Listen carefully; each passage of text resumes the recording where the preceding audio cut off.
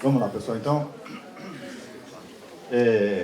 eu não fui mais chato do que eu fui com os nossos dois palestrantes iniciais, porque eu já sabia que o Hugo vai ter um pouquinho mais de tempo. O professor Brito, o diretor científico da FAPESP, me anunciou há pouco que teve uma reunião super urgente e não vai poder vir. Então, é bom que a gente vai poder explorar mais o Hugo, né? O Hugo é o diretor-presidente, eu aprendi, do Serrapilheira, que é o Instituto Serrapilheira. Então, é uma honra muito grande ter o Hugo aqui também. É uma das estrelas com a agenda super infinita. Vamos aproveitar aqui a presença. Então, o próprio Hugo pode definir o que é o Serrapilheira e explicar tudo para a gente aí. Muito obrigado, Hugo. Obrigado.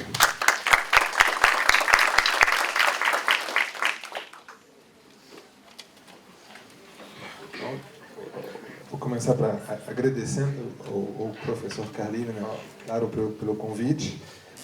Estou muito feliz de estar aqui. Campinas é um lugar importante para o Serrapilheira. O IMEC se virou um lugar importante recentemente, porque temos o grantee aqui. E estou aqui para falar um pouco, para apresentar, na verdade, um pouco do que é o Instituto Serrapilheira e pegar esse gancho para explicar um pouco como que deve se pensar, como que nós achamos deve se pensar a relação entre o financiamento público e o financiamento privado da pesquisa científica no Brasil.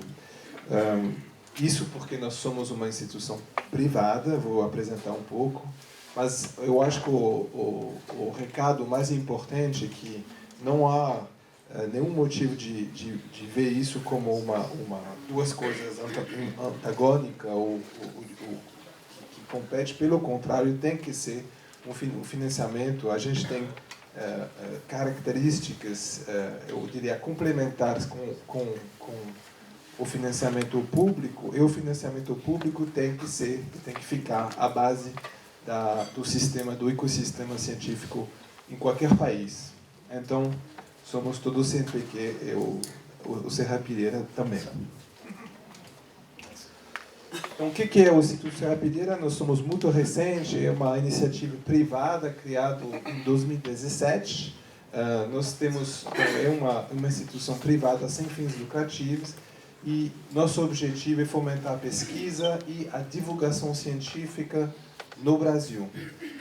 Nós temos um fundo patrimonial, um endowment, que não é tão comum no Brasil, que foi constituído em 2016. Naquela época foi um endowment de 350 milhões de reais. Hoje em dia, eu diria que o valor é perto de meio bilhão. Nós trabalhamos com pesquisa, pesquisa fundamental, e trabalhamos com divulgação científica. Na pesquisa, vou apresentar um pouco os três programas e tentar ressaltar quais são as diferenças, as peculiaridades que o Instituto quer apoiar, ou quer enxerga como sendo importante. Opa! Fiz o mesmo erro. Realmente. Não é tão fácil. Deixa eu ver. Pronto. Então, como eu falei, nós temos, por enquanto, 3 eixos importantes. 2 já estão funcionando e 1 estamos montando, pretendemos lançar no início do ano que vem. Então, divulgação científica, eu vou começar por isso porque foi mencionado, acreditamos que é absolutamente importante falar de ciência para pessoas que não são cientistas. Temos uma pesquisa científica, um programa de pesquisa científica, que foi o primeiro que nós lançamos, e nós estamos agora tentando montar um programa de formação científica. Eu vou explicar um pouco o que é isso. Mas a divulgação científica, desde o início, foi um objetivo muito importante do Serrapilheira, porque a percepção dos fundadores era que no Brasil se falava muito pouco de ciência. Ciência não fazia parte da cultura. E a gente enxerga a ciência como cultura. Então, na verdade, nosso programa de divulgação científica ele tem como objetivo de apresentar a ciência como parte da cultura nacional. da mesma forma que literatura, arquitetura, tudo isso faz parte do patrimônio cultural. E não é muito comum. Então, para isso, nós temos várias ações. Nós temos 2 programas bem distintos que eu vou apresentar. Eu vou apresentar com filminhos, porque é mais fácil de entender. Um deles se chama Camp Serrapilheira. O Camp Serrapilheira é um evento que a gente organiza anualmente no Rio de Janeiro. E ele tem como objetivo de trazer, de selecionar divulgadores de ciência no Brasil inteiro. Então, abrimos uma chamada pública, selecionamos divulgadores de ciência, que são cientistas ou não, e a gente traz essas pessoas junto com divulgadores de ciência de fora do país. Aí tem um evento público, depois tem alguns dias de workshop com temas muito específicos. Um deles é a qualidade da produção, porque a gente sabe muito bem que tem muita gente muito empolgada, mas a divulgação científica que funciona é a divulgação de boa qualidade. Então tem um esforço para ser feito na qualidade da produção do material de divulgação científica. E a segunda grande preocupação nossa é o fact-checking.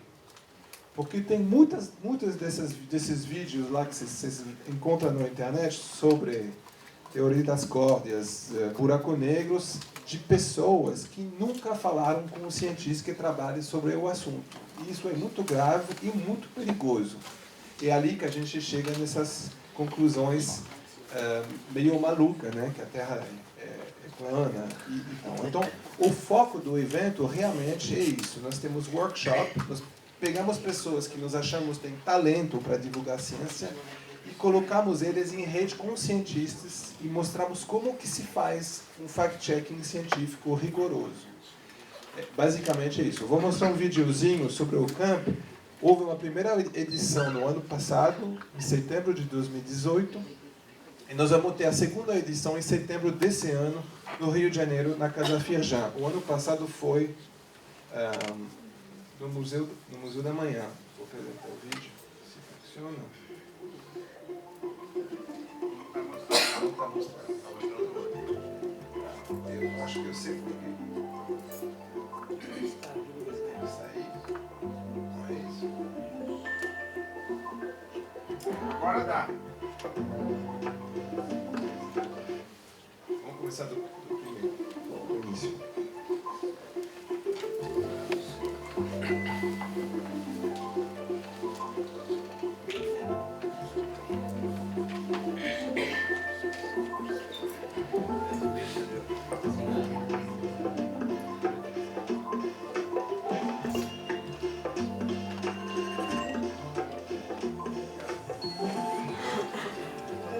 É um programa do Instituto que tem por objetivo mapear e apoiar iniciativas de divulgação científica no Brasil.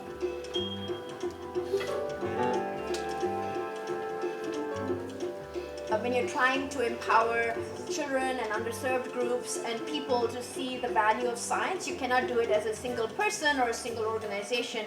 You need to collaborate, and you need to bring teachers and parents and scientists and engineers together to inspire the world. We want to give people the courage to know that that's what science is. It's asking questions. It's chasing your curiosity. O Camp Serrapilheira, eu acho que é um evento assim inovador em relação à divulgação científica, porque promove uma rede de interação muito grande entre as iniciativas que tem no Brasil todo, iniciativas inclusive que eu desconhecia. E a gente está literalmente o dia todo trocando informação, trocando conhecimento. Isso é uma coisa que a gente não faz em outro lugar, é só aqui mesmo. Na ciência é achar as pessoas incríveis. E na divulgação científica também. As pessoas que, por algum motivo, se ligaram com uma linguagem nova, um método diferente. São pessoas que passam um recado importante. Porque a gente tem muitos cientistas no laboratório, mas tem pouca gente sabendo divulgar a ciência. Bom, eu vou apresentar agora o Computação Sem Caô para mais de 40 cientistas sobre novas formas de divulgação de ciência, sobre novos assuntos da ciência, porque eu sou da ciência da computação, então para mim está sendo uma oportunidade incrível. E aí chegamos no meu real objetivo, que é quando as pessoas conseguem entender o que é o processamento computacional e a importância dele, eles conseguem aplicar isso na sociedade. The mission of Science Versus is to share science with the general public. So if they're having arguments with their friends in the pub, we want them to be able to use science to win that argument. How to have structured curiosity a little bit like a scientist. It's really inspiring to us to think that people can use this concept to reach more people in the places where they already are, to break down the barriers to engaging with information in a social and, fun and inviting way. Not only are we making a more democratic way of putting museums out into the world, but also creating a more democratic way of creating the information. Eu nunca tinha parado para pensar em como um museu pode ser fácil e simples. Essa apresentação do micromuseu para mim foi excepcional. Eu estou saindo daqui com inúmeras ideias, inclusive talvez até um micromuseu itinerante para as escolas públicas do estado do Rio de Janeiro. When we're engaging students, it really isn't about purveying knowledge to them, but rather building experiences for them to learn the knowledge with us, or together. Quanto mais pessoas diferentes pensarem na resolução do mesmo problema, mais soluções criativas nós vamos ter. E assim, simbolicamente, a gente consegue mudar de uma forma significativa a ciência e a divulgação científica no país.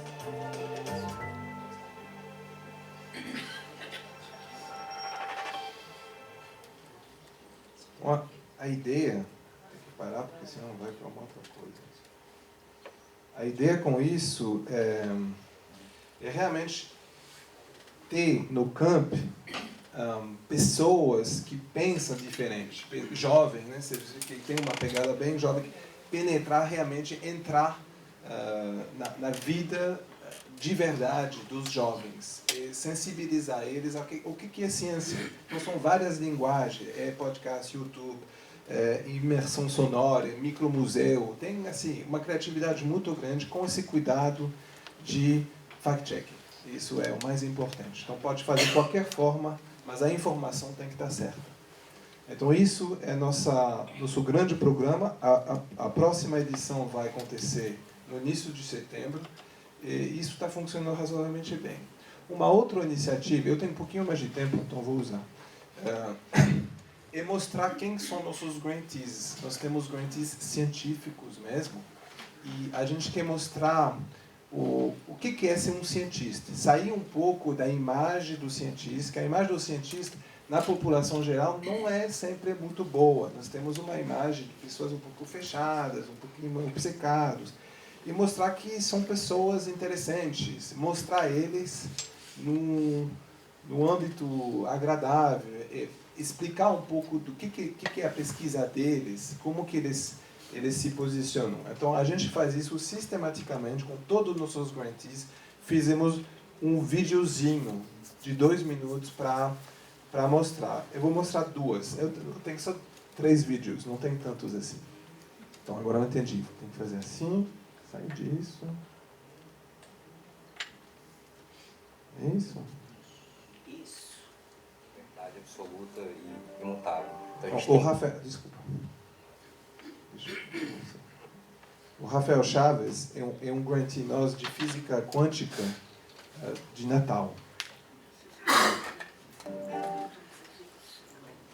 A ciência é sobre fazer modelos, né? Não é sobre uma verdade absoluta e imutável. Então a gente tem que estar sempre buscando algo além do que está escrito já.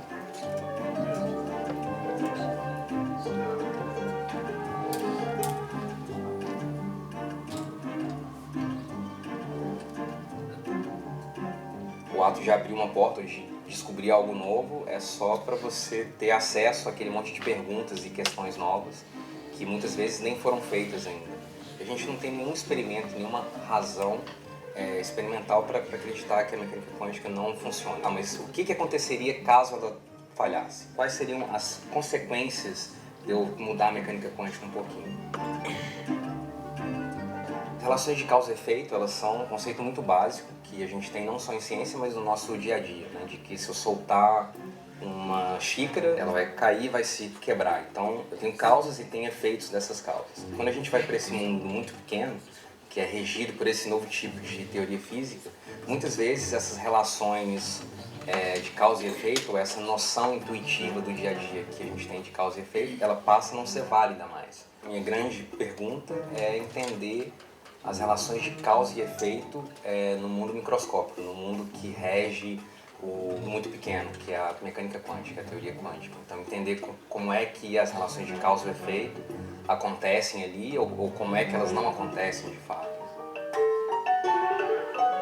essas novas formas de relação de causa e efeito quânticas, elas podem ser utilizadas para processar a informação de uma maneira muito mais rápida, mais eficiente, de uma maneira nova.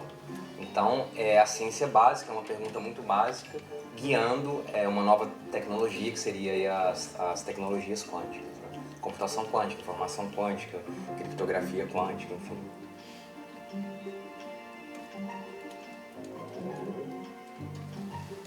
Se eu pudesse tentar classificar o que eu gostaria de ser, seria um hacker da física, seria um hacker da informação quântica. Então a gente tentar modificar a teoria nos ensina muito sobre a própria teoria, as suas vantagens, as suas limitações.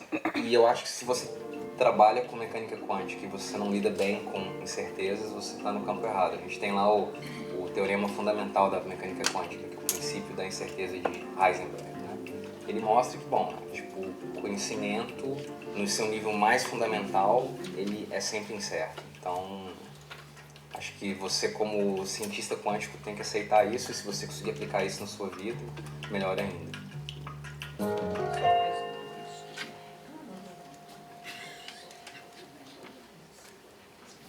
Então é isso.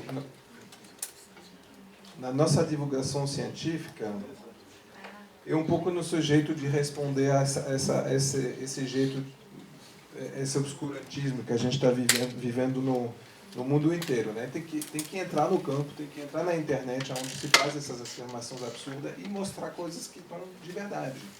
Então a gente enxerga isso um pouco como uma guerra, seria talvez uma palavra um pouco pesada, mas é um pouco. A gente tem que pegar esse espaço, obviamente tem que pegar com força, tem que fazer coisas bonitas, interessantes, e a gente quer mostrar que uma ciência brasileira, ela tem um ar brasileiro, é importante para a gente. Existe, ela de verdade, ela é robusta, e assim a gente vai reafirmar o valor da ciência. Obviamente, o Instituto é pequeno, né? A gente não pretende mudar o cenário de uma maneira inteira, mas a gente tenta participar. Então, isso é a parte da divulgação científica. Eu comecei com ela porque muitas vezes a gente começa com a pesquisa, depois a gente fala da divulgação no final.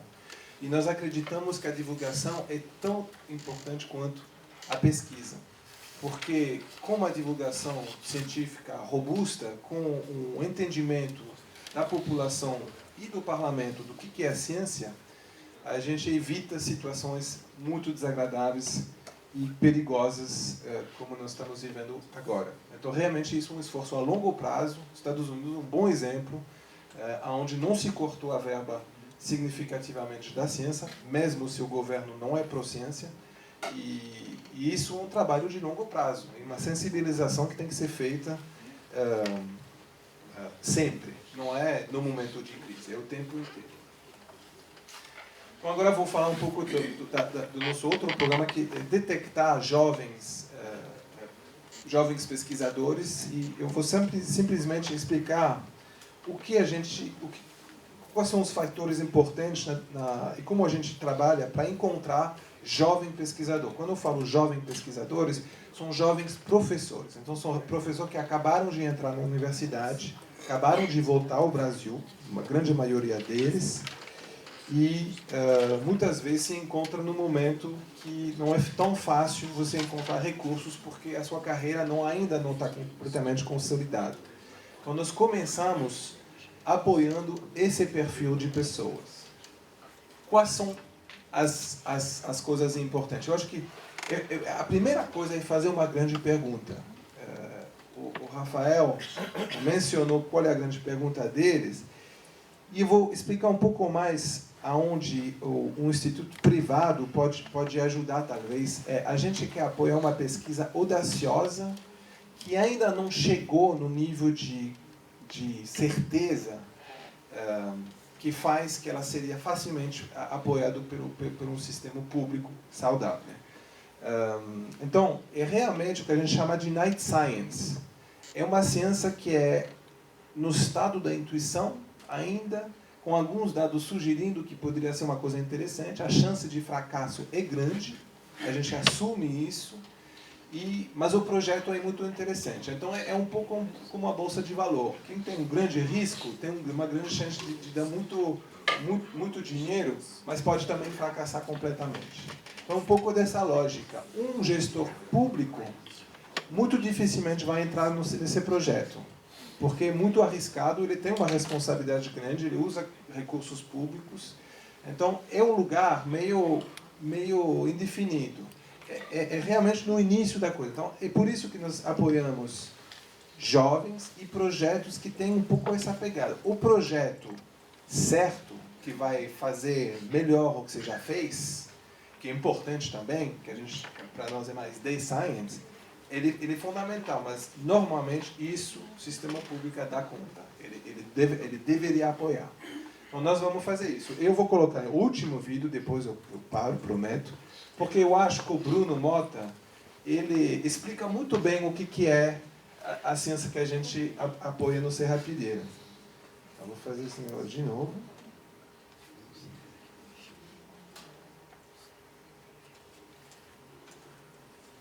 Pessoa fria e calculista. A gente costuma pensar que um cientista é aquela pessoa fria e calculista, sistemática e lógica demais, mas na verdade nós somos guiados em grande parte pela intuição.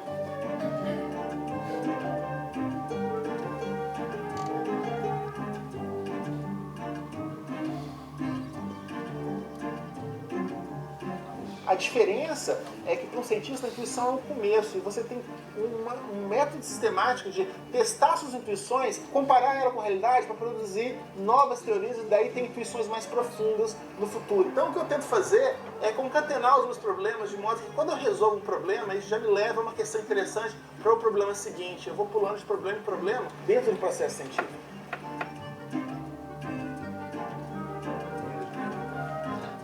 De forma bem geral, o meu trabalho é tentar aplicar as técnicas que a física teórica desenvolveu ao longo dos anos para lidar com fenômenos físicos em problemas de neurociência, de desenvolvimento, de estrutura. De forma mais específica, eu estudo a origem da forma. Por que o seu cérebro, e o cérebro de um rato, e o cérebro do elefante, tem a forma que tem, e quais são os princípios fundamentais que dão origem a essa forma. Eu tento entender como isso se relaciona com o desenvolvimento do cérebro, como os neurônios são gerados, como eles migram, como onde eles se situam no cérebro. E no final das contas, produzir leis matemáticas que descrevem, de forma geral, como esses cérebros são constituídos e como eles se formam. Para mim, a bicicleta é um paralelo bom para como eu faço ciência. Ela é lenta o suficiente para que você possa observar o que está em volta e experimentar o seu ambiente, mas é rápido o suficiente para te levar a lugares distantes que tem coisas novas. Então, é um paralelo bom para o processo de descobrimento científico, em particular para o meu próprio processo de pensamento.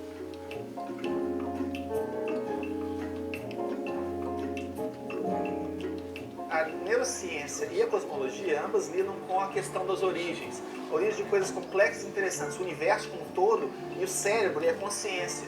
Então, isso é um metatópico que sempre me atraiu muito. Como é que alguma coisa muito complexa surge a partir de princípios simples, fundamentais, seja o cérebro, seja o universo.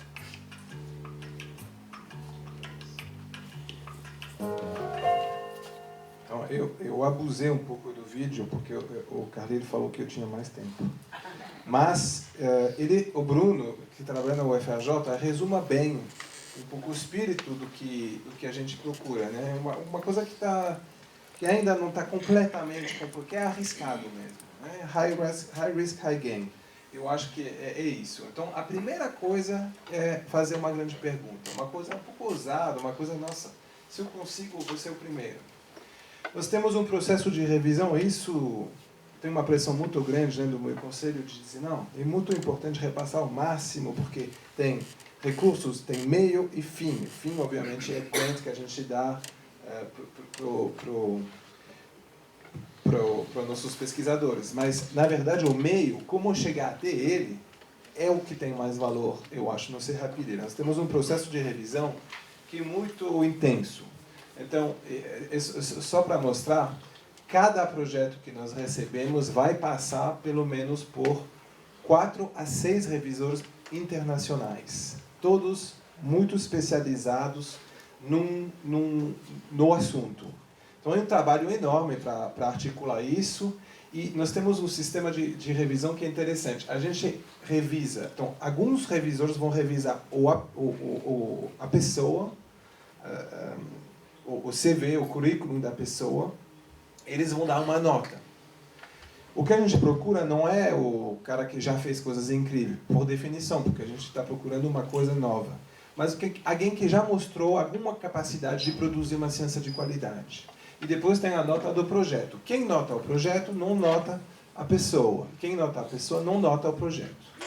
E depois nós fazemos a média de tudo isso, e isso vai para um painel. Os painéis são fisicamente em lugares determinados. Por exemplo, o painel da biologia esse ano foi em Tel Aviv. A física foi em Caltech. A química foi no MIT. Então as pessoas se encontram lá e vão discutir dos projetos finalistas, e dali sai a seleção final. Então tudo acontece fora. E o importante aqui é que, se você tem um CV incrível, não é dado que você vai ser qualificado, porque o projeto precisa ser incrível.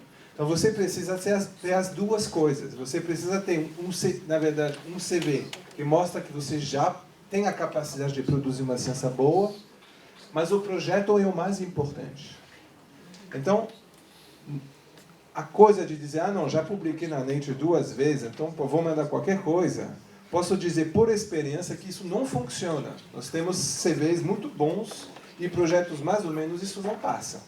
Então tem que se esforçar, tem que ter um projeto que realmente é um projeto inovador e interessante. Então esse processo, obviamente, ele tem um custo alto, mas a gente acha que ele é fundamental. E nós também achamos que é muito bom para os jovens brasileiros de poder mandar uma proposta e saber que ela vai passar por um processo de revisão muito séria. Muitas vezes, na semana para o jornal, ele nem vai para a revisão. Isso dá uma frustração bastante grande. Então, nós fazemos isso, vai para uma revisão, e uma revisão muito séria. Então, isso é um ponto muito importante. Uma vez selecionados, as pessoas recebem um dinheiro que é pequeno para um período de seed money, que agora é de 1 ano. Então, você recebe R$100.000 para tocar teu projeto. Por que nós temos isso? Nós não sabemos se isso vai ficar ou não. Mas a razão pela qual nós fazemos isso é que muitas dessas pessoas trabalharam fora, têm um projeto excelente, acabaram de voltar, e nós não sabemos a capacidade que eles vão ter de implementar a pesquisa deles aqui no Brasil, que é uma outra realidade, especialmente em estados que não são o estado de São Paulo. Então o Seed Money é importante porque depois do Seed Money tem uma segunda seleção, uma entrevista, a gente vai acompanhar as pessoas e a gente não olha a produção científica, a gente olha a capacidade de implementação do projeto, com todos os problemas. Sabemos que tem problemas, que pode errar, que às vezes tem um outro artigo que saiu no mesmo assunto. A capacidade do pesquisador de se articular e de produzir ciência. Se passa desse processo, aí ele leva um grant maior, de R$1 milhão. Nosso princípio, e isso nós podemos fazer também porque nós somos privados, é responsabilizar os pesquisadores. Então é assim, você leva um grant de R$1 milhão, R$100.000, o que for, e você, como pesquisador, pode fazer qualquer coisa que não for ilegal.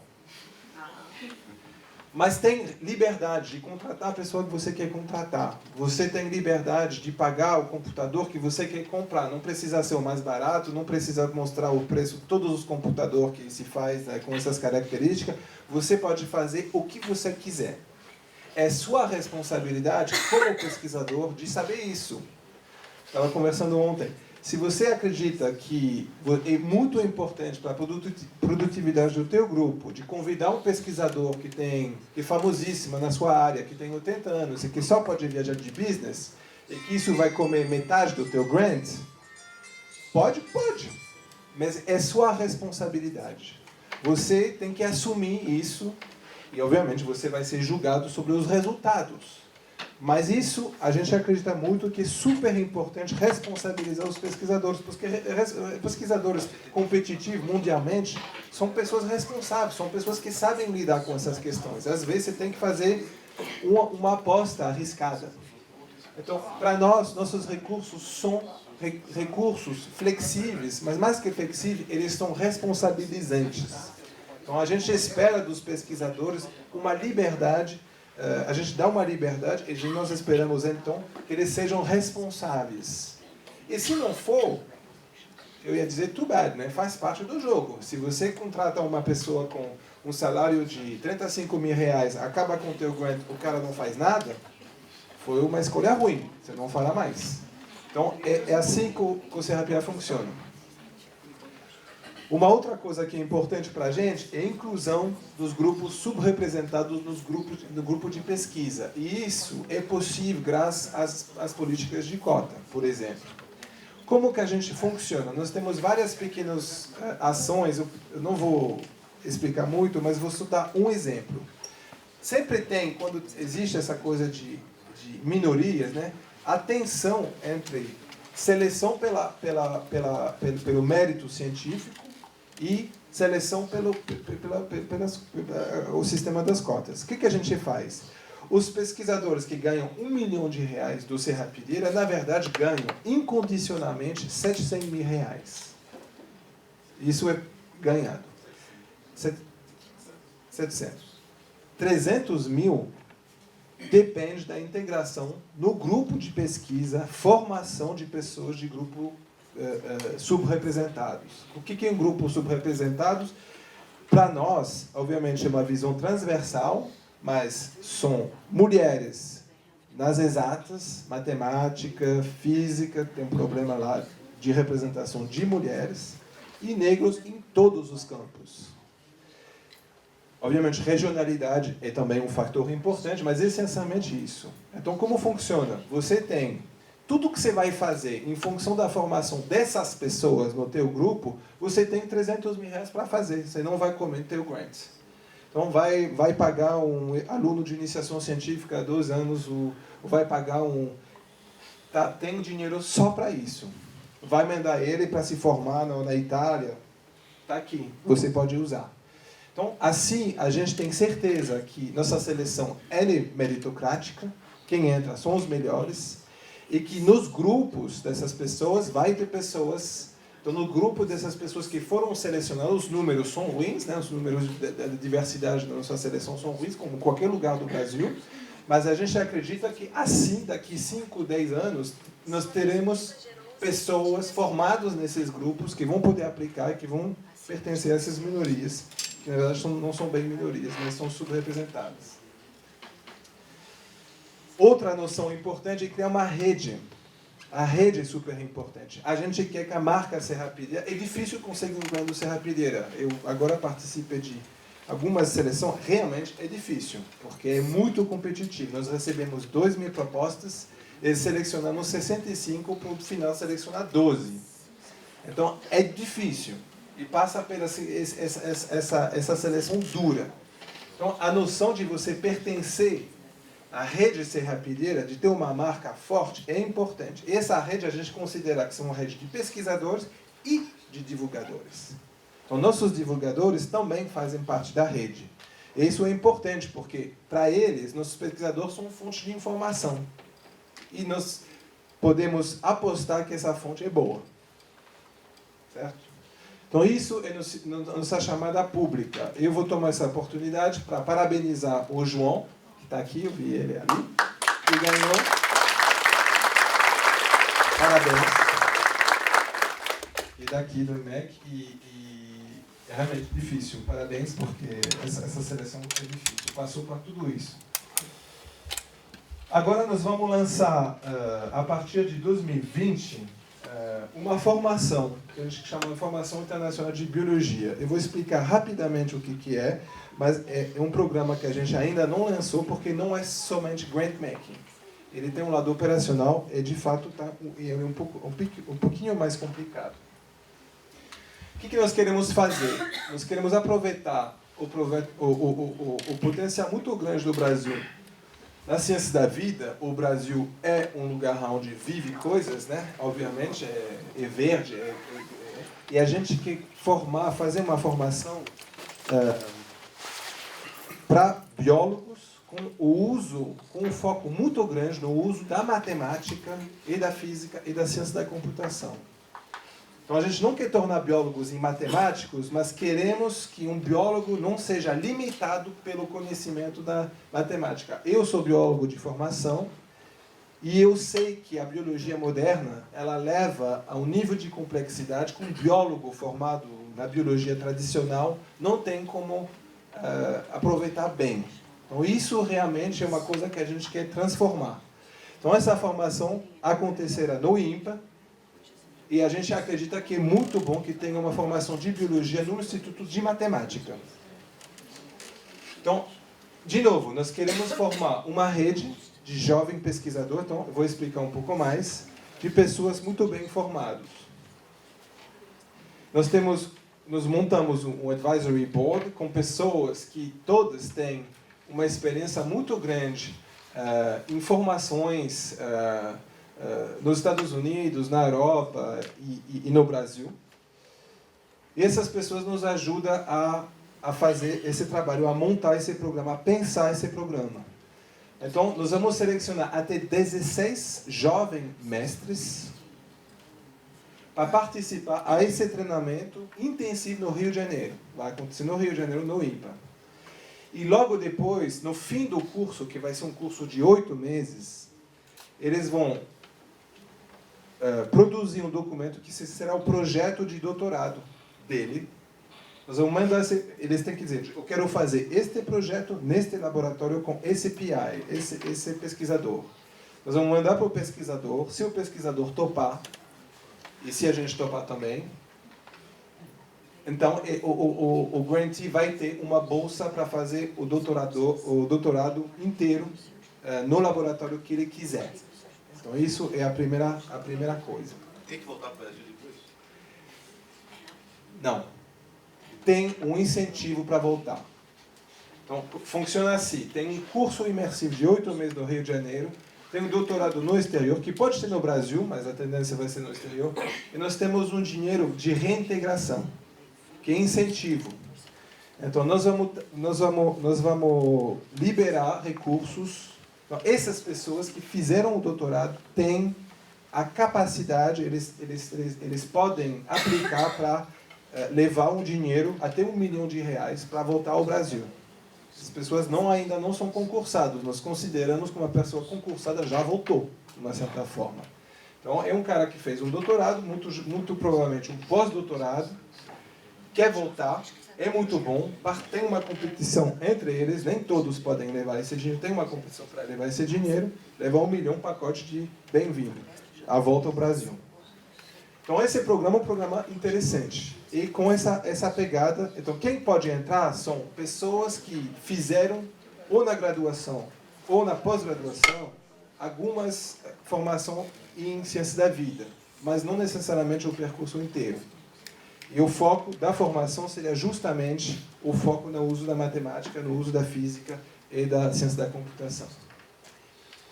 Nós vamos começar a lançar o edital, anunciar, na verdade não é lançar, é anunciar o edital fim de 2019 e o início da submissão dos projetos no início de 2020. Nós vamos avaliar em 2020 os resultados no fim de 2020 para começar no início de 2021.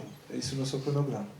Então, com isso, é uma apresentação do que o Serrapilheira faz e é isso. Então, nessa luta, nesse momento muito complicado, eu acho que tem que fazer. Nós temos a possibilidade de fazer algo importante e significante e a gente está tentando avançar. O melhor jeito de responder é não ficar parado, né? Então, é isso que nós fazemos. Agradeço.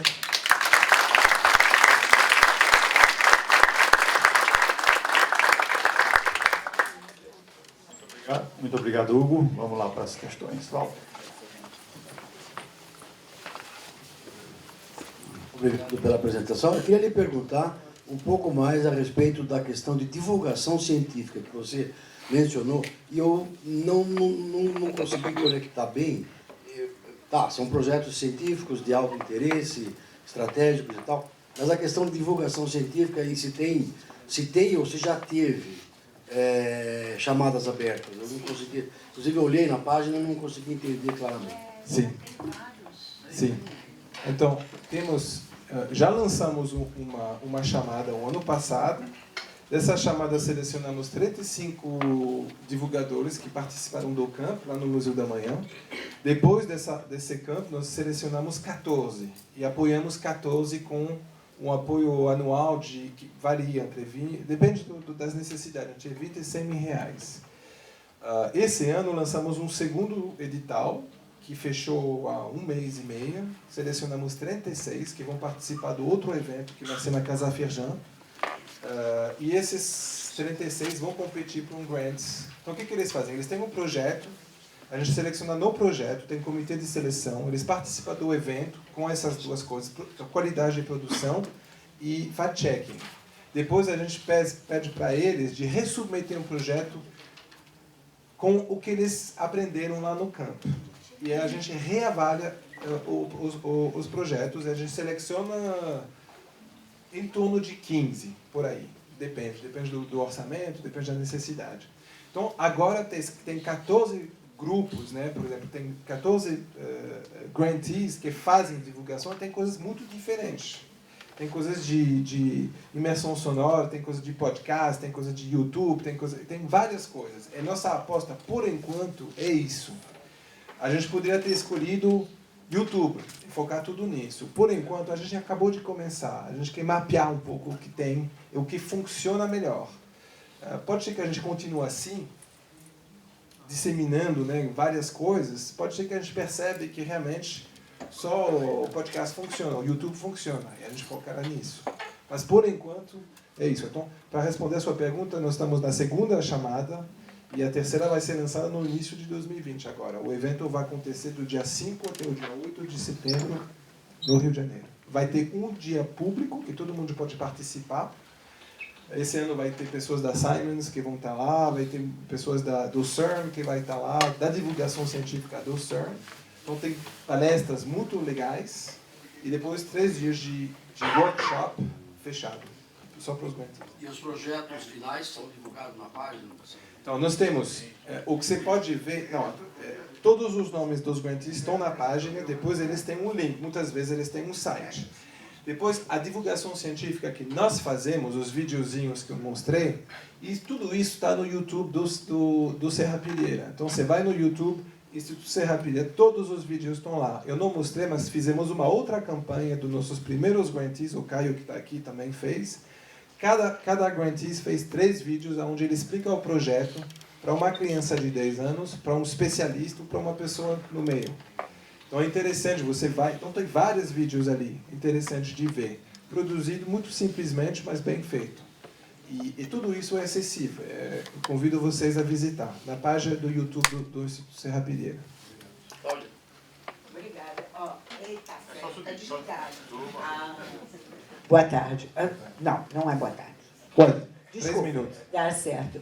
É uma pena que não haja mais serrapilheiras no Brasil. Parabéns pela iniciativa, inveja de vocês poderem fazer essas coisas. Eu sou bem velha, já pode dizer para o pessoal serrapilheira que se os ganhadores, se quiserem me chamar para me pagar milhões do grant deles, sou candidata. Bom, agora, sem escrevendo a brincadeira, o que me intrigou no seu processo de seleção foi a sua, talvez eu tenha entendido errado, que só houve exclusivamente revisores e assessores não brasileiros.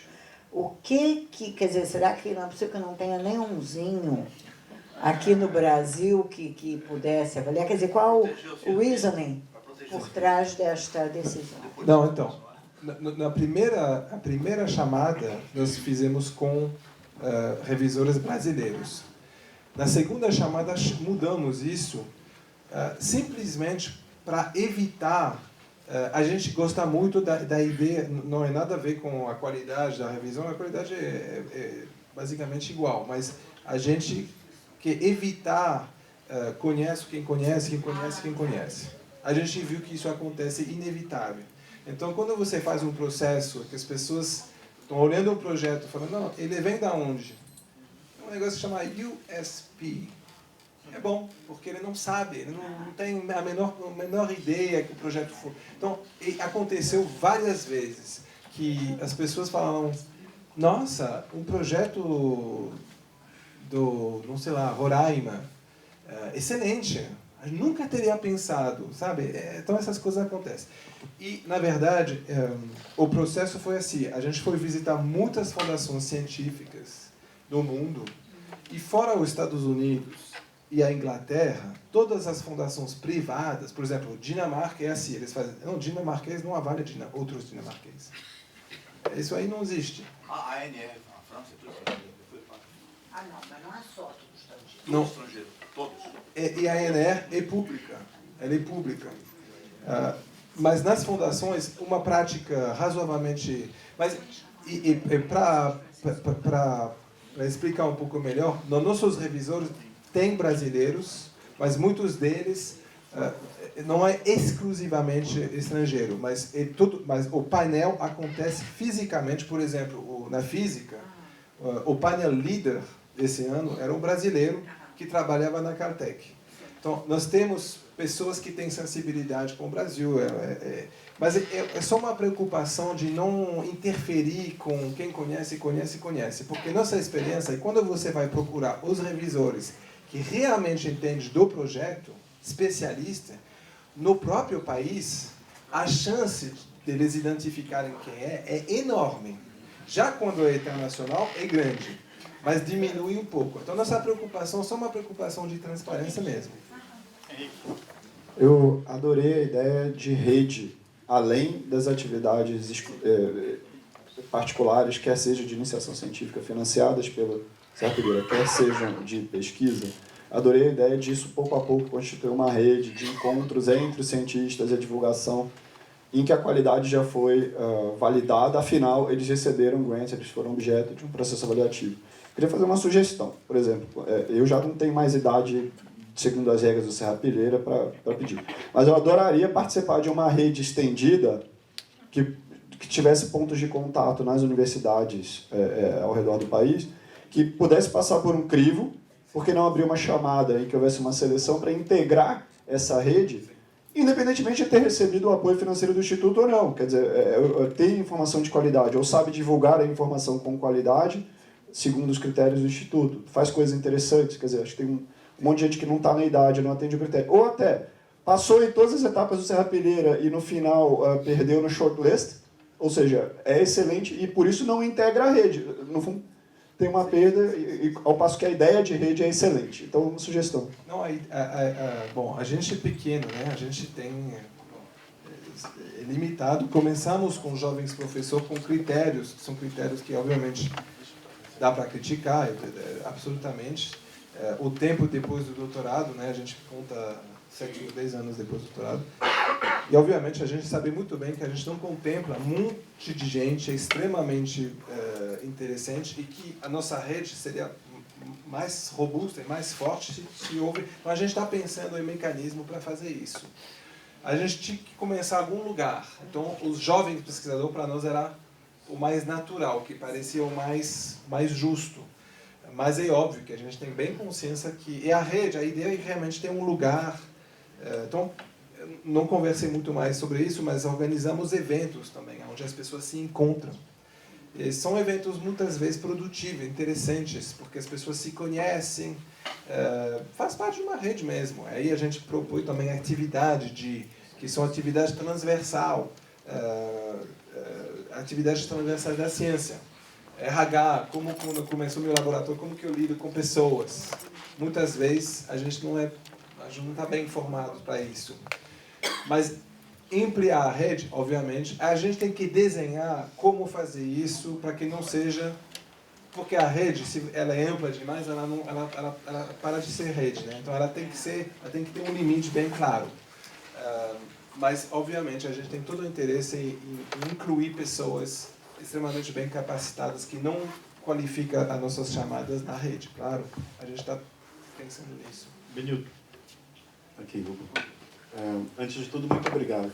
Foi muito esclarecedora a sua apresentação e eu queria pedir que você, vamos dizer assim, extrapolasse um pouco mais usando a sua experiência como pesquisador que você teve na USP, por exemplo, e a sua visão mais transversal de todas as coisas em experiência internacional. Eu sei que vocês têm trabalhado de uma maneira de como é que a gente torna os grupos de pesquisa mais efetivos e mais proeminentes, vamos colocar assim, não só nacionalmente, mas também internacionalmente, mas como é que a gente pode extrapolar um pouquinho disso e pensar no modelo de gestão, na verdade, você pensar, ao invés do grupo do Florindo, por exemplo, eu gostaria que esse instituto fosse uma referência desse porte padrão Serrapilheira, sabe? Então, para onde que a gente precisa olhar, o que é o tipo de coisa que está faltando do nosso lado para que a gente consiga andar naquela direção? Sim. Bom, já para começar, o Serrapilheira não é quem dicta o que é um bom modelo de gestão ou não. A gente tentar ajudar, né? Mas obviamente a gente não se posiciona assim do jeito nenhum. Mas obviamente a ideia de trabalhar com instituições é muito interessante no Brasil de ver que tem uma variabilidade muito grande entre o jeito que as pessoas fazem a gestão das instituições, né? Mesmo dentro do mesmo estado, você encontra modelos muito divergentes, muito diferentes. Para você poder pagar um pesquisador, por exemplo, são modalidades totalmente diferentes. Então, já isso mostra que tem uma... Eu imagino que isso reflete na organização interna das universidades. Não, a gente não... Eu acho que a ciência brasileira tem uma força muito grande, muito grande. Eu acho que ela tem especificidade importante, portanto, não acho que ela deve ser desconectada do resto do mundo, pelo contrário. Então, para nós, uma ciência interessante, produtiva, uma ciência que ela tem que ser internacional. Não existe hoje em dia a ideia de uma ciência que não seja conectada. Agora, o Brasil tem especificidades também. Eu acho que a matemática brasileira se destaca, obviamente. Eu acho que o Brasil tem a biodiversidade, que é uma coisa natural, um potencial natural. Eu acho que a ecologia e a ciência em torno da biodiversidade no Brasil não está no nível que ela deveria estar, sendo que aqui é o lugar, né, tudo disso. Então, eu acho que aí tem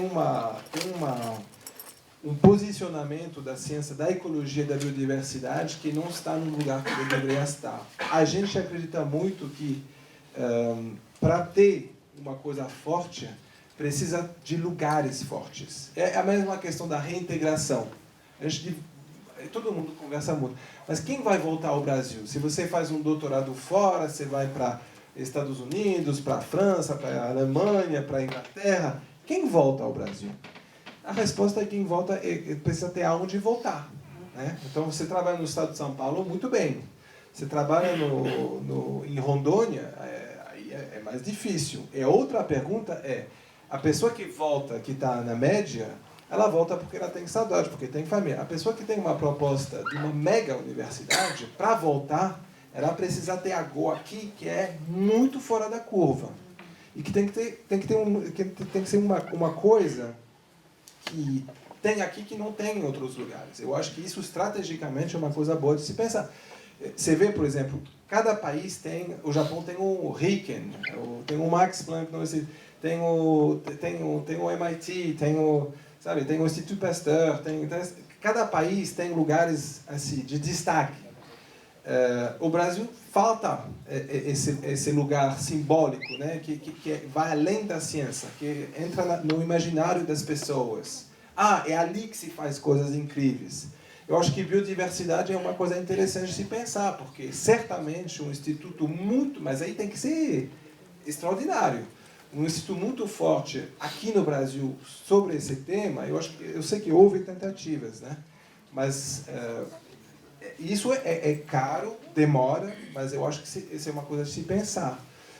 Tem várias. Ontem nós conversamos sobre iniciativas potenciais, mas eu acho que a nucleação de centros de excelência é essencial.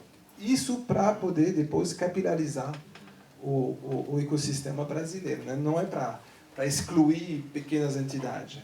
Vem das pequenas. Então tem que ter um círculo virtuoso, né, dessas instituições, produzir pessoas, pesquisadores de qualidade para poder integrar outras universidades e outras universidades produzir alunos que vão poder eventualmente entrar nessas instituições. Mas é uma grande conversa, isso. Demora, é muito caro. Depois eu passei, Marcos. Depois aqui. Obrigado, Hugo. Eu sou Cristiano Lira, da Unicamp. Obrigado pela sua apresentação. Né? Quando eu percebi a existência da Serrapilheira, né, um aspecto que me chamou muita atenção, né, foi a elegância. É uma elegância tanto estética, né, como uma elegância acadêmica. Esses dois aspectos foram muito reforçados com a sua apresentação de hoje. Né? E um ponto que eu, quer dizer, para meus orientados, né, que tinham a oportunidade de estar caindo entre as especificações de ter condições de fazer um projeto, né, quer dizer, eu incentivei muito a pensar dessa maneira. Disse, olha, veja o edital, né, ele é tão incomum, né, a forma dele lhe levar a pensar que para a sua vida de profissional, né, já é um trabalho que vale a pena você pensar no seu trabalho e no seu futuro com essa perspectiva. Né? Então, quer dizer, é uma instituição que, quando eu comecei a perceber, eu comecei com admiração, né, por essa contribuição. Né? Aí a pergunta, né, se você concorda com essa visão, a elegância estética, acadêmica, né, eu acho que ela foi muito reforçada com sua apresentação. Mas isso é um nicho no Brasil, né? E eu gostaria que esse negócio permeasse outras instituições que apoiam pesquisa, né? O ponto que você coloca, né? Quer dizer, a pergunta da Cláudia, né? Sobre, olha, por que não faz a avaliação só no Brasil, né? Quer dizer, tem esse aspecto, né, você colocou, quer dizer, mas é muito comum a gente fazer avaliações de acadêmicos que você olha, não, ele tem um belo currículo e um projeto, não dá para elogiar esse projeto. Né? Esse tipo de postura da Serrapilheira, você, com a pequena vivência que você tem ganhado, né, na coordenação, você acha que a gente tem alguma chance disso permear outras instituições, né? Obrigado. Né? Obrigado pelo comentário. A gente tenta fazer o seu melhor para que seja bonito, né? Eu acho que não é incompatível. Eu acho que eu vim para o Brasil pela primeira vez em 2006. Eu moro aqui desde 2017. Mas eu fiquei... eu acho muito impressionante a capacidade aqui no Brasil de fazer coisas bonitas. Então, não foi difícil, na verdade, porque tem gente que sabe fazer coisas lindas aqui, né? Tem uma estética brasileira mesmo, tem uma identidade forte, eu acho que tem que usar isso. Né?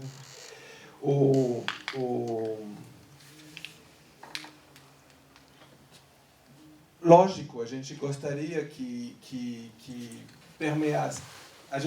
Primeiro a gente gostaria que tenha mais serrapilheiras, né? Porque o Serrapilheira cresce também, o nosso fundo patrimonial está aberto, acho que os fundadores não fazem questão que seja deles, bem pelo contrário, a ideia é realmente criar uma coisa que depois vive por si só, e também de mostrar que pessoas que têm como criar um fundo patrimonial, que têm os recursos suficientes, é uma coisa que pode se fazer. Não é simples criar. Não é uma fundação, não é como criar uma ONG que vai dar recursos em projetos assim. Tem uma estrutura, é uma agência de fomento, tem uma estrutura que é mais complexa. Então, porque tem que conhecer a comunidade científica, a dinâmica científica, tem que conhecer os atores, tem um grau de complexidade maior que a complexidade que se encontra normalmente no terceiro setor. Mas estamos aqui para ajudar. Quem quiser criar uma fundação parecida, nós estamos, obviamente, completamente à disposição para ajudar. Eu acho que é importante fazer o primeiro passo, mostrar que isso é possível, é viável. Eu acho que é um pouco cedo para dizer, né? Nós não ganhamos ainda a credibilidade, eu acho, para dizer que funcionou, mas está funcionando, vamos dizer assim.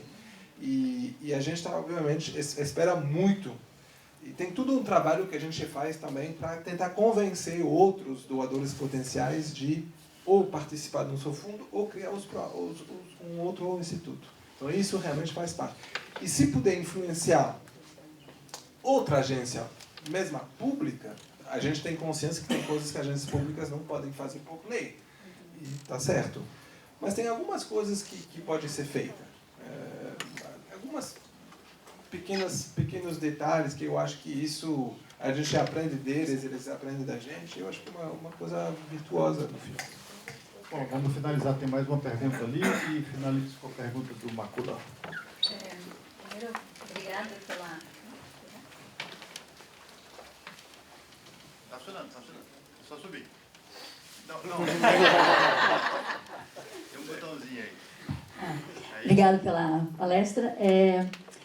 Na verdade, é uma curiosidade, mais da parte estética, como o professor falou. O ano passado eu tive a oportunidade de conhecer uma professora do Rio Grande do Sul, da área de estatística, que foi uma contemplada da Serrapilheira, e ela teceu vários elogios assim, ao Instituto pelo suporte recebido, né? Que a gente é um pouco defasado no suporte da divulgação do ponto de vista estético, né? Então ela falou, a gente teve até um suporte de coach para fazer os vídeos, e isso foi para ela assim, surpreendente, e na administração dos recursos. Então eu gostaria que você pudesse comentar um pouquinho sobre essa parte, porque ontem uma professora comentou, né, quando você trabalha com agências de fomento, fica por conta do pesquisador toda a parte de gerenciamento dos recursos. Então, preencher aquelas tabelas, aquelas que tomam tempo, né, e que poderia estar focado em outras coisas. Então, ela fez comentários nesse setor também, que eu achei super interessante. Se puder comentar um pouquinho. Obrigada. Sim, então, a Gabriela, não é? Bom, o segredo é que... Bom, primeiro a gente atende todo mundo, responde todos os e-mails, a gente tenta ser cordiais, eu acho que é uma especialidade do Brasil no final, e a gente toma esse cuidado de realmente prestar atenção. O segredo é que nós temos poucos grantees também, então é fácil fazer isso quando você trabalha com 24 grantees ou 60 grantees. Quando você trabalha com 25 mil, eu imagino que deve ser um pouco mais difícil. E justamente por causa disso, a gente tenta realmente dar para os grantees coisas que são úteis. Então, media training, como que fala na frente de uma... Porque é a mesma coisa. A gente sabe que o pesquisador...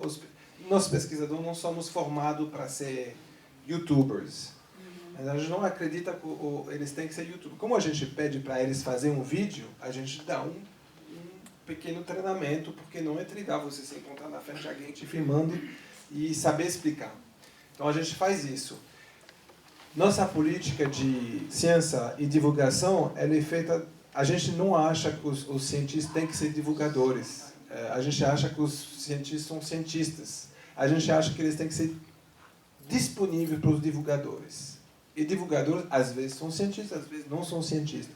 Os divulgadores têm que falar com o cientista, e o cientista tem que ser disponível. Então, a gente tenta criar, na nossa pequena rede, criar essa dinâmica. Funciona bem.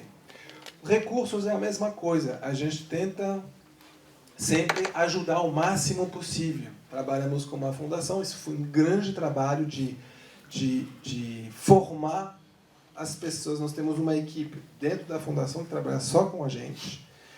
E é uma mentalidade que a gente tenta mudar. Então, primeira vez, Gabriela queria comprar um computador de $10 mil. A gente falou não. A gente fala, não, por que não? Porque não dá, né? Dá sim. Se ela quer, ela compra. Então, esse trabalho da responsabilização, dizer pode porque nós somos privados, não temos a liberdade de fazer isso. Mas é uma mentalidade também. Dizer, não, é possível, você pode fazer isso. Se você não vai reformar sua casa, está tudo bem. Tem que ser ciência, mas pode. Então, isso foi um trabalho que a gente fez junto com a fundação, junto com os funcionários, diariamente, dizendo, não pode. Porque eles ficavam na dúvida. Não, mas será que eles podem fazer? Podem. Muitas vezes podem. Raramente a gente ouviu um pedido que fazia, não, isso realmente não dá. É só quando realmente foge da lei. Eu acho uma vez um pedido que era bem no limite, a gente verificou com o nosso jurídico e realmente não podia. Mas isso é um trabalho. Eu acho que os pesquisadores gostaram, porque dá para eles mais flexibilidade e dá para eles a sensação que a gente confia neles. Eu acho que a palavra-chave aqui é confiar. A gente confia neles. Eles passaram por uma seleção difícil, todos eles, e então, assim, não tem por que desconfiar. Estatisticamente, vai ter muito pouca gente abusando, acho. Maculão. Mais nada, agradeço. Está funcionando. Eu agradeço a exposição do Hugo, interessante. Eu participei no início da construção, da salvou a sala, etc. Vocês avisam os patrões, né? Quando eles recebem, por exemplo, se um professor da FJ recebe um grande desse, avisa o reitor. É importante, até para o próprio professor saber quais as condições de usar, se não pode para ele mesmo. Tem todo um, é importante porque esse negócio, o que é legal, não é tão evidente. Eu sei que a pessoa pega o dinheiro da CNPq, contrata e o reitor responde na justiça, é complicado. Tem que avisar, porque é importante que lá, às vezes o reitor nem sabe. Né? Mas nossos contratos são, na verdade, quadripartites. Tem o reitor, o pesquisador, a fundação. Legal, é bom. Ué, só aproveitando um pouco aqui, você falou um grande instituto, né, para o Brasil. Quando a Bachelet era presidente do Chile, eu fiz um trabalho na Patagônia. A Patagônia está acabando a população, né? Em volta está tudo saindo, está tudo cheio de coisa vazia na Patagônia, tem indústria de pesca, acabou. E eu pus uma proposta para fazer um instituto do gelo. Né? E ela achou interessante, no seu papel. Por que não foi o Instituto da Amazônia?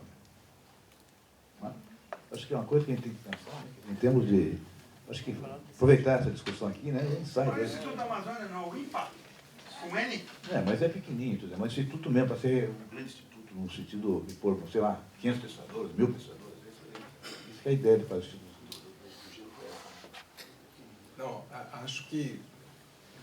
Não sei, me parece absolutamente óbvio que ali tem uma coisa... A Amazônia é uma potência absolutamente imensa. Matemática, só biólogo, não é matemática, é físico. Exatamente. Não, totalmente. É muito complexo. Obrigado. Eu tinha encerrado já as discussões, mas aí o nosso ganhador aqui do Rio Grande pediu a palavra, eu não posso deixar de dar, né? Vai ser a palavra final. Não foi de propósito, não. Bom, primeiramente, obrigado, então, pela apresentação, muito bem-vindo aqui. Dá para você levantar, que eu não estou vendo tua cara. Oi. Aqui. Obrigado. Oi. Então, começar agradecendo, aliás, obrigado pelos parabéns também. Vou tentar ser breve, né, para o pessoal almoçar. Uma dúvida que eu tenho, aliás, primeiramente, não posso deixar de falar que a experiência está sendo muito legal. Falando do lado da parte do Grantee, participar do Serra Pilheira está sendo fantástico. Cada detalhezinho, a desburocratização do processo, né, cada ponto que vai passando, é bem diferente, percebe claramente a diferença de CNPq, CAF, SAPESP, etc. Enfim, é um trabalho muito bacana, né, uma coisa que realmente eu torço muito para que continue, para que venha de fato para ficar. Uma dúvida mais, sendo direto, em relação às áreas de aplicação, inclusive quando saiu o meu resultado, eu recebi alguns questionamentos, principalmente do meu departamento, né, com matemática aplicada, que a gente percebeu que houve uma reorganização das áreas, inclusive da primeira chamada para a segunda chamada.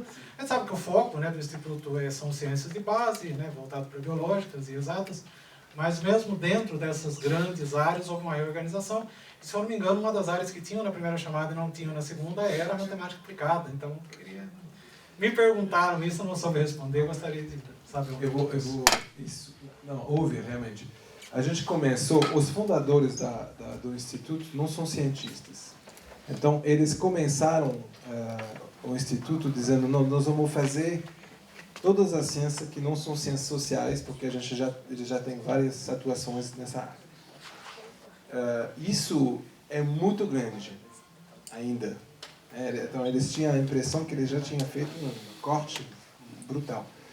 Só que é muito grande. E na primeira chamada, nós recebemos muitos projetos extremamente Na verdade, a divisão aplicada contra o fundamental não é bem, não é isso, não define bem.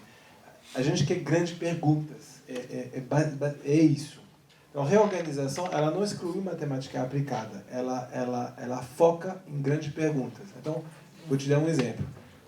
Um projeto científico para fazer uma geladeira mais barata é importante, mas para nós não entra, não cabe no Serrapilheira, porque é muito prático.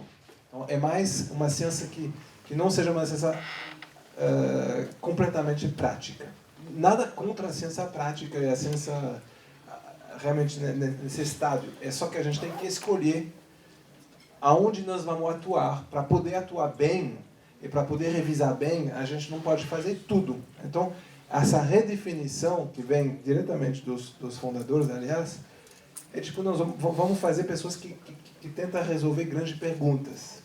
Elas podem ser aplicadas, no fundamental, no aplicado, tem grandes perguntas, tem grandes problemas para resolver. É mais esse aí, com esse que eu apresentei, né, o negócio usado, um pouco arriscado, porque mesmo na aplicabilidade, às vezes, tem coisas arriscadas. Então, não é exatamente ciência básica contra ciência fundamental. E realmente quem faz uma pergunta ou tem um projeto realmente muito interessante, muito diferente. É essa a distinção. Então, por exemplo, engenharias, que foi um campo dentro da ciência da computação, a mesma coisa. Muita coisa dentro da ciência da computação são problemas práticos, utilitários. E tem problemas que realmente têm a ver com o jeito que você pensa a ciência da computação. Isso, que tem aplicabilidade, obviamente, tem aplicações absolutamente concretas. Mas é mais essa pegada que a gente quer. Eu acho que a gente não conseguiu exprimir ou dizer isso bem ainda. Não está claro, porque você não é o primeiro que faz essa pergunta. Mas é mais essa distinção. O tamanho da pergunta que o pesquisador faz que conta, na verdade. Então vamos encerrar, pessoal. Agradecer ao Hugo.